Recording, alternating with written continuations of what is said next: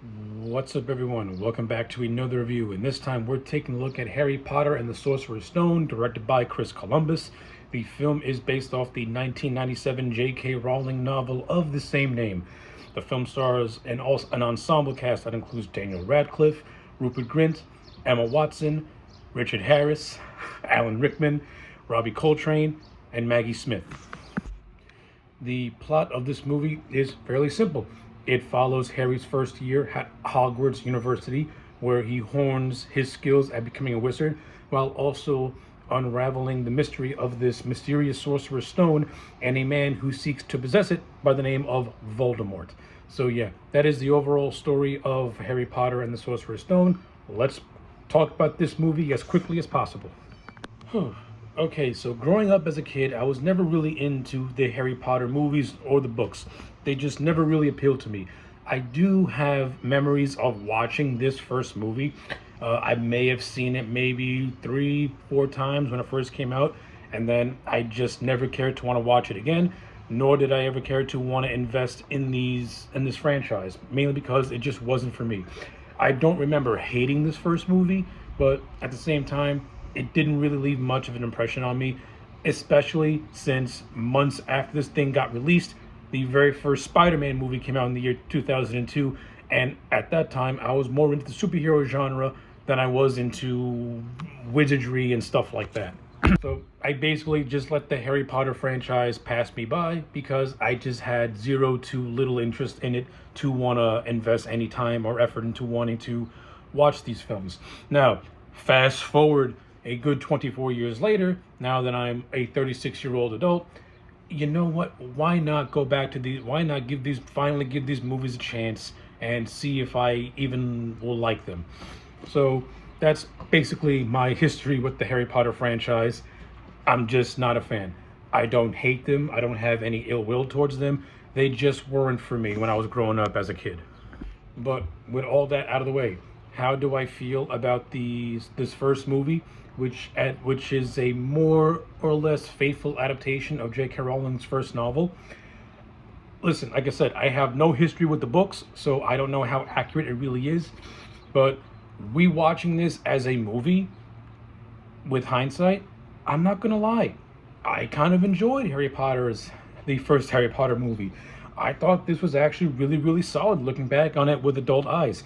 Now, yeah, the movie does have flaws. It's not all the way perfect, but what I do think this movie does capture, and what I think is essential to a franchise like this, especially when you're trying to get it off the ground, is that it captures that whimsical nature that you expect from a movie like this. A lot of that has to do with Chris Columbus, who is known for directing films like the first two Home Alone movies and Mrs. Doubtfire. So he already has that, whimsy nature to him, which is kind of in the same vein of a Steven Spielberg. And you also have a score done by the legendary John Williams that instantly gives this movie a credibility from a musical standpoint. So when you put those two factors together, they're pretty much the strongest foundations you can have for this first movie. And on top of that, this movie does boast a very impressive cast. Of course, it has the unknown child actors at the time, but you have some very, very good, veteran actors. Like I said, this movie's got Richard Harris as Dumbledore, Robbie Coltrane as Hagrid, Severus Snape played by the great Alan Rickman, and of course you have Maggie Smith who plays McGonagall. So like you have a good mixture of young up and coming actors and just very, very solid veteran actors to give this film some gravitas. And not for nothing, I thought the young cast in this movie, they did exceptionally well. Now the acting is not all the way perfect. They can be a little bit of stilted acting here and there, but overall, I think this movie got it down right with the casting of the core three, which are Daniel Radcliffe as Harry Potter, Rupert Grint as Ron Weasley, and Emma Watson as Hermione Granger. If these three actors didn't have the chemistry that they had, this movie would have fell apart because Harry, Ron, and Hermione, they pretty much make up the core of this movie. They're the heart and soul of this movie. And if these three did not work as actors or their chemistry was off, this thing would have fell apart. So to me, the scene that really solidifies the core three is really their introduction scene where they all meet on the Hogwarts Express. You get a good foundation for the brotherly bond between Ron and Harry, and you also get Hermione, who comes across more as that annoying little sister to these two. And I like the chemistry. The chemistry works for me. I buy Ron and Harry as having this budding friendship. Hermione, she comes across as somebody who thinks she knows everything, and by that token she kind of puts on the impression that she's better than everyone. So when she gets put in her place, when Ron's making fun of her, you kind of see her break down a little bit, which I like because it humanizes Hermione's character a lot. It humanizes her a lot because she thinks she knows more than everyone else. It also prevents her from having friends of her own because she has this impression of being better than everyone. And when she breaks down and cries, she slowly starts to starts to accept Harry and Ron as his friends, especially when the three team up together to attack a troll that has escaped from a dungeon. And that plays back later when we talk about the overall villain in this movie and all the events that led up to it. But yeah, for the most part, the core three, I think, are really well written for the most part. Now, when it comes down to this movie supporting cast, the cast of seasoned actors they got for this movie is kind of a who's who in terms of like who they're able to get. Like, you got the late great Richard Harris playing Aldous Dumbledore, and I think Richard Harris gives Dumbledore this very grandfatherly, regal type of presence to him, but and also a lot of warmth, especially when he and Harry are sharing scenes together. You really get that very warm, grandfatherly dynamic with him and Harry, which I think is actually really well done. You have Hagrid, played by the late Robbie Coltrane, and he just comes across as that lovable uncle who you just want to hang out with, and and you really buy the bond between him and Harry, and how Harry has a closeness to Hagrid, since Hagrid was really the first friend that Harry has made in his entire life. But one of the main things I do like about the character of Hagrid is his loyalty. Like, when Hagrid is loyal to you, he will remain loyal to you, and that's very, very prevalent with his friendship with Dumbledore and his budding relationship with Harry. Like, he is very, very loyal to the people he cares about, and Robbie Coltrane just gives him a good sense of humor. You know, Hagrid is the gentle giant with a heart of gold. Of course, you have the standout, which is the great Alan Rickman's performance as Severus Snape. I just want to say that Severus Snape is a dead ringer for Trent Reznor of Nine Inch Nails, especially the early 90s version of Trent Reznor. Like, if you put a photo of Rickman's Snape next to Trent Reznor, you would think that these two were father and son, because that's how similar they really are. But aside from that, I love the overall presence that Rickman gives the character of Snape. He gives him a sense of foreboding mysticism and a tinge of there's something going on there, but you just don't know what it is. But what I really appreciate about the character of Snape is on how the movie tries to convince you that he is the villain and really builds up his antagonistic nature towards Harry. But when you get to the end of the movie, you realize that there's a big twist that reveals that Snape was never the villain, and that he was in fact trying to protect the students of Hogwarts from a much more greater threat. So it gives a lot of complexity to the character of Snape.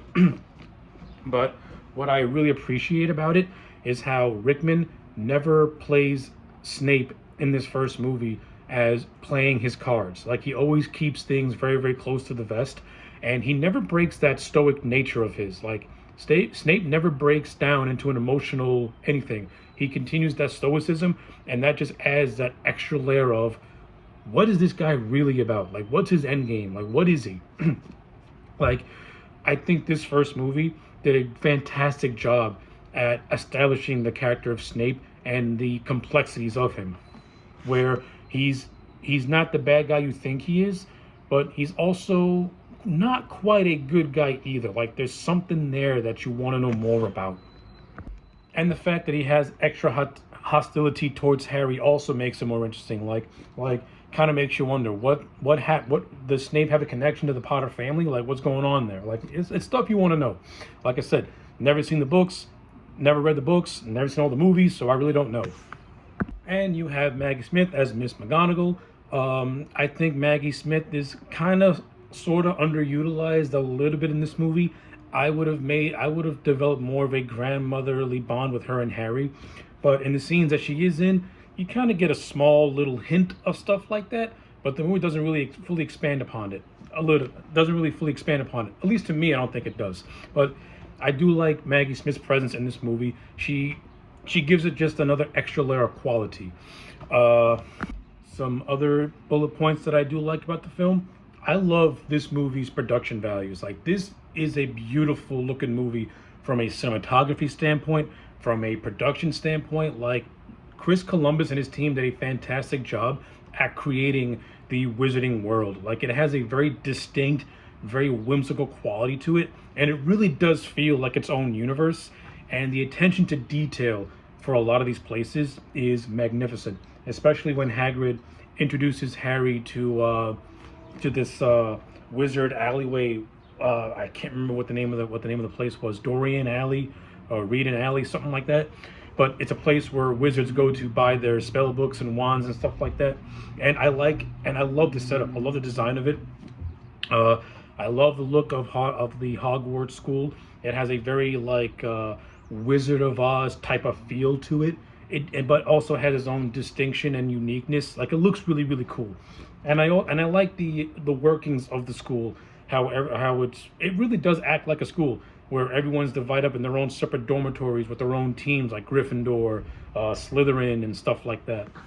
I also like how everyone knows who Harry Potter is before Harry Potter even knows who he is. Like, I think that adds another layer of mystery. Like everyone knows about Harry Potter and about his family name and about how he was spared by Voldemort after Voldemort had killed his parents. Like, I like how for the longest time Harry has been led to believe by his aunt and uncle, who are not the world's nicest people, that his family died in a car crash. But it's not until he goes to Hogwarts where he finds out the truth, that they're in fact killed by Voldemort, and he would have been killed by Voldemort too if his mother had him put a protection spell on him, which was able to fight off Voldemort.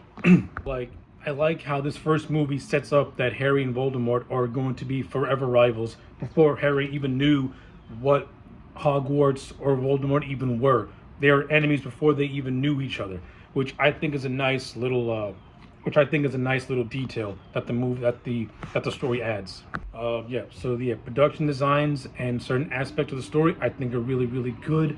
Other things that I like how this movie has a beautiful blend of practical effects and CGI.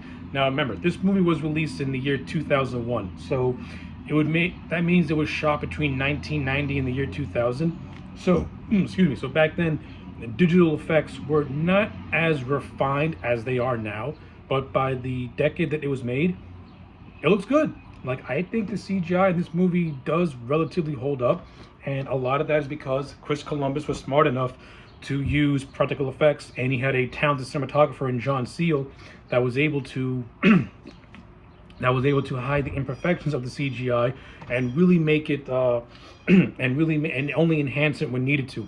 And I think the best utilization of the CGI in this film is during the Quidditch action sequence, which is pretty much this movie's version of the pod race scene from The Phantom Menace. It's a fun scene. It's well paced. I like how it builds on the rivalry of Harry and this other character by Draco Malfoy, played by Tom Felton. And to tell the truth, there's really in the first movie, there's really nothing to the character of Draco Malfoy. He's really just there to bully Hermione, Ron, and Harry.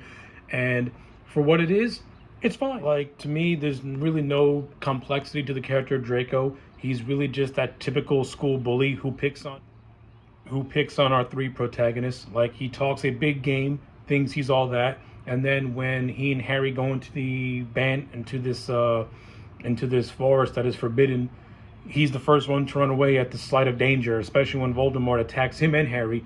Draco goes running while Harry stands his ground, and just as Voldemort's about to attack Harry, Harry gets saved by a Minotaur. So yeah, Draco is that typical school bully who talks a big game, thinks he's tough, but when he's put in a situation, his true colors are shown and he becomes a coward. While I don't think there's any complexities to the character of Draco Malfoy, Tom Felton does give the character a lot of charisma, and he is fun in a lot of scenes. Okay, so let's try and wrap this up now. Okay, so let's talk about the overall villain of this movie and pretty much the twist that recontextualizes this whole thing. So, when Harry first gets to Hogwarts, he's under the impression that there's something not right with Severus Snape, for he thinks he's working with Lord Voldemort and is trying to get his hands on the Sorcerer's Stone, which is this substance that can turn any metal into pure gold, and also possesses the elixir of life, which grants the drinker immortality. So Harry and his friends think that Snape is trying to get possession of the Sorcerer's Stone and give it to Voldemort, so that way Voldemort can regain his power. Because right now Voldemort, his powers are weakened. Like, he has no power. So the Sorcerer's Stone is what's going to make him become 100% again. So after Harry and his friends go through a series of trials, with my favorite one being the human chess game, which is actually a nice little callback to earlier in the film where Harry and Ron are playing on a chessboard. You have this scene which pays it off with them playing human chess. Now, what I like about this scene, number one, it's one of my favorite actions. It's one of my favorite scenes in the whole movie, and it also reinstates the fact that Ron is not as dumb as people want to think he is, and that he's actually smarter than what people are led to believe. Because Ron basically owns this chessboard, and he and he makes the sacrifice of almost losing his life so that way Harry can progress and stop Voldemort from getting his hands on the Sorcerer's Stone. So after this whole sequence, Harry makes it to this mystical mirror that was established early on in the movie, which allows the viewer to see what's inside of themselves. And this is where the movie has the big revelation, where it's revealed that this professor by the name of Quirrell is actually the villain all along, and that it was never Snape. So this is where I think the movie actually gets really, really clever. So every single time that this professor is on screen, he always acts in a very, very timid way. He's constantly stuttering, and he pretty much gives the impression, when compared to Snape, this guy is like a weasel, and it's actually Snape the one that's pulling the strings. But when you get to the climax, it's actually revealed that Professor Quirrell was the one who was pulling the strings the entire time, since he's the one under the influence of Voldemort. And he also explains to Harry that during the Quidditch game, it wasn't Snape who was trying to kill him. Snape was actually trying to protect Harry, while it was actually Quirrell who was trying to kill him. And he would have succeeded if Snape's cape did not get caught on fire by Ron and Hermione. So ultimately, Voldemort is now pretty much using Professor Quirrell as more or less like a host, and he orders Quirrell to kill Harry. But Harry, having now had possession of the stone, because he does not desire it, he's able to stop Quirrell by incinerating him once Quirrell touches him. And this is how Professor is defeated, and how Voldemort is forced to retreat now that the host that he has possessed is no longer in the land of the living. Harry wakes up in the hospital. He finds out that his friends are all okay, and Dumbledore tells him that the idea of Voldemort coming back is not out of the realm of possibility, for it could happen eventually. So I like it. The movie does have an open and closed ending, but also leaves the possibility that there is much more still to come, but that Harry, in the meantime, should just focus on pretty much being a student at Hogwarts and not really worrying about when Voldemort's going to return. And this is all because Harry's mother sacrificed herself to protect him. He's virtually become invulnerable to anyone who touches him, which is why Dumbledore assures Harry that Voldemort is really not going to be much of a threat to him. And then that's basically the movie. It ends with the kids leaving Hogwarts, going back home, and yeah, that's basically Harry Potter and the Sorcerer's Stone in a nutshell. To give one more final note, I do think this film does have some pacing issues. I think the first maybe 15 minutes with Harry with his aunt, with his really, really, really just deplorable aunt and uncle and annoying cousin, I think that goes on maybe a little too long. Not only that, his aunt and uncle are so just mean to him that it borderlines being extremely over the top. Like, you could have given Harry's aunt, uncle, and cousin some brief moments of humanity where Harry does have those moments where he does feel like he's being liked by these three, until they flip the script and continue just to abuse him. Like, I would have, made them a little bit more interesting instead of making them just one dimensional. Because by making them one dimensional, you kind of just want to get to Harry to Hogwarts already. So that way we don't have to see these three bozos ever again. Because at this point, their lack of humanity and their just cruelness to Harry, it kind of gets boring after a while. Like, come on already. I don't want to see this anymore. Like, let's get to the fun stuff. I think it goes on maybe for 10 minutes too long. And like I said, this movie does have a lot of pacing issues. There are certain scenes where the movie feels like it's rushing, and then there are moments where it stops to a crawl, and you really start to feel that maybe that the 2.5 hour runtime kind of makes this movie very, very bloated. Because when you actually watch The Sorcerer's Stone, if you cut a half hour out of this movie and tighten up a lot of things, it would actually flow at a much more brisker pace. And I don't think you're going to lose anything at all. Like, by making this movie 2.5 hours, you kind of bloated a lot, and there are certain scenes that you could have trimmed a lot of fat over to make them go faster. They kind of get stretched on, and it almost feels as if there are certain parts of this movie where it's just doing things for time filler, and not a whole lot of interest is happening.